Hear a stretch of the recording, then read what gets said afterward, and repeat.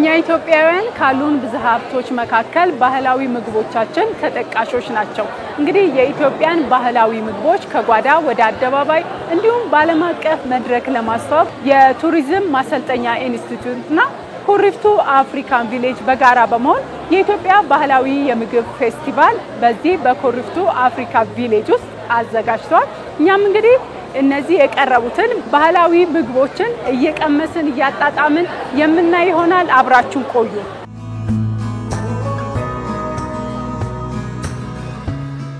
ኮንታ ዞን ላይ ብዙ ባህላዊ እንደ ማንኛውም ብሔረሰብ ብዙ ባህላዊ ምግቦች አሉ። ከነዛ መካከል የተወሰኑትን ይዤ ቀርብ ያለው ከነዛ መካከል አሾ ሀውዞ ይባላል።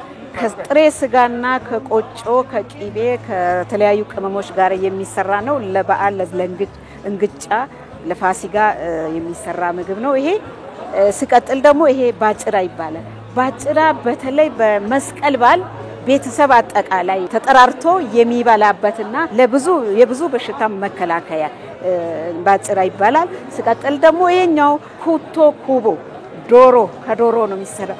ዶሮ ተበልቶ ይቀቀልና ተነጭቶ ከዛ በኋላ ቅመሞች በተወሰነ መልኩ ተጨምሮ እሳት ላይ ይጣድና ይቆያል። ከዛ በኋላ ሲበስል ወጥቶ ይቀመጥና ቀዝቀዝ ሲል ቆጮ መባያ አለው። ከዚህ ቆጮ ትኩስ ነው፣ ይሄኛው ቀዝቃዛ ነው። በእንዲህ አይነት ሁኔታ ይበላል። እዚህ ደግሞ የቤንች ሸኮ ዞን ባህላዊ ምግቦችን ልንመለከት ነው። በጣም የሚያምሩ ምግቦችን እየተመለከትኩ ነው። እንግዲህ ቀምሰንም የምንመለከት ይሆናል። እንዴት ነሽ?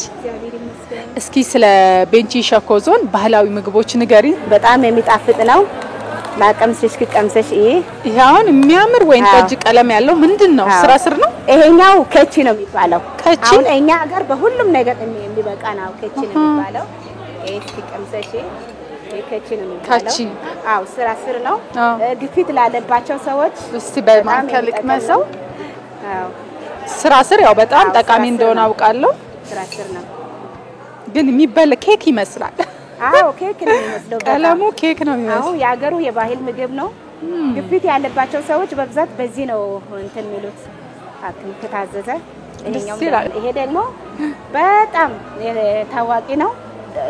ጎመን በአዳንጓሬ በአዳንጓሬው ይሄም ደግሞ በዚህ ነው የሚበላው። ሁሉም ነገር አለበት። ይሄኛው የሚያቃጥል አብሮታለሁ። እኛም እቺንም ደግሞ ትንሽ የቀምሰሽ ታያለሽ። እሺ እዚህ ጋር ይደረግና ዛሬ እንግዲህ በቅምሻ ጠጎብ በጣም ጣፍጣል። ደግሞ ጎመን ወዳጅ ስለሆነ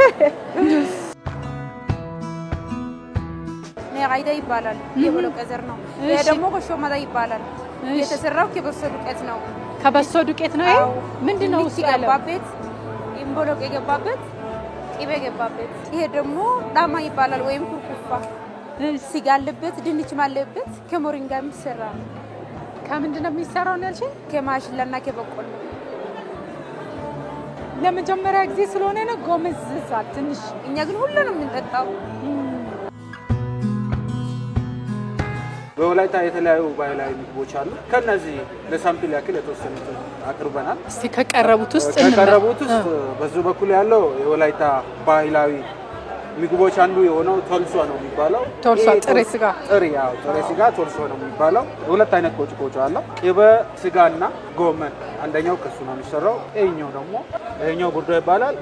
ገብስ ታምሶ ተፈጭቶ ገብስ ቅቤና ቅመማ ቅመም ተጨምሮ ነው የሚሰራው። ሁሉም ነገር በቅቤ ነው። ሁሉም በቅቤ ነው። የቤንሻንጉል ጉሙዝ የተለያዩ ባህላዊ ምግቦችን መለከታለሁ። በጣም ብዙ ነው። አብዛኛው ከምን የሚሰራ ነው? አሁን በብዛት የሚሰራው የተለያየ አይነት ጥሬ ነገሮችም አለ፣ ባህላዊ ምግቦችም አሉ። አሁን ለምሳሌ እነዚህ ምግቦች ከሌላ ክልሎች አይታወቁም። ከቤንሻንጉል ብቻ ነው። አሁን እቺ ምርት ናት። ምርቱ ከእንጨት ነው የሚባለው። ይሄ ለጨጓራ በጣም ጠቃሚ ነው። እኔም እንግዲህ ተዘዋውሬ የቀረቡትን ባህላዊ ምግቦች ቀምሻለሁ፣ አጣጥሜያለሁ። በጣም የሚጣፍጡ ለካ ብዙ ማናውቃቸው በሀገራችን ሆኖ ግን የማላውቃቸው የተለያዩ ባህላዊ ጣፋጭ ምግቦች እንዳሉ መመልከት ችያለሁ ማለት ነው። ቆይታችን ይህን ይመስላል።